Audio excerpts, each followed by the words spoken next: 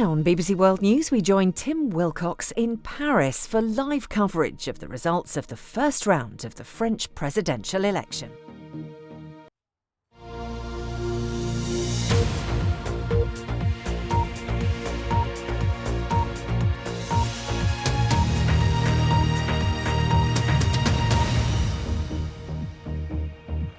Hello and welcome to Paris, where in the next 30 minutes, polls will close in the first round of the French presidential election.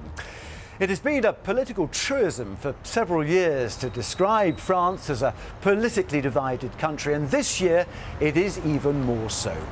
When the incumbent Emmanuel Macron, the youngest French leader since Napoleon, eventually confirmed he was running for a second term, he was some 20 opinion poll points ahead of his far-right rival, Marine Le Pen, of the National Rally Party. Well, according to the latest polls on Friday night, that lead has now shrunk to as little as 2 or 3 points. And many pundits are now asking if Marine Le Pen, on this her third attempt, could bring about a political earthquake. Well, back in 2017, Macron crushed Marine Le Pen in the second round vote. But will history repeat itself? What is clear is that this election today is not about the traditional battle between left and right. Today, this is about Macron and his political progressives and the political extremes on the right and the left. So what have been the key issues in the campaign for a country and a continent coming out of a global pandemic and now living through one of the biggest conflicts since the Second World War? Well, all the research shows that for millions of French citizens, it is the rising cost of living, the growing dislocation between the rich and poor city dwellers and those from the rural France profonde, the retirement age also, and climate change. Immigration is still being pursued by the far-right candidate Éric Zemmour, but less so publicly by Marine Le Pen.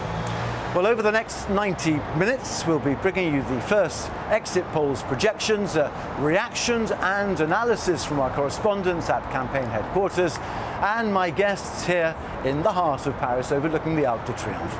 Well, I'm joined by my colleague, Hélène Dauphin. She has been working all day on the BBC's online live coverage of this election and will be helping us navigate through the evening with the latest lines as they come in. Also, we have Nassira Gwenif. She is a professor of sociology at the University of Paris 8 Vincennes, Saint-Denis. Later in the programme, we'll be speaking to representatives of the main political parties.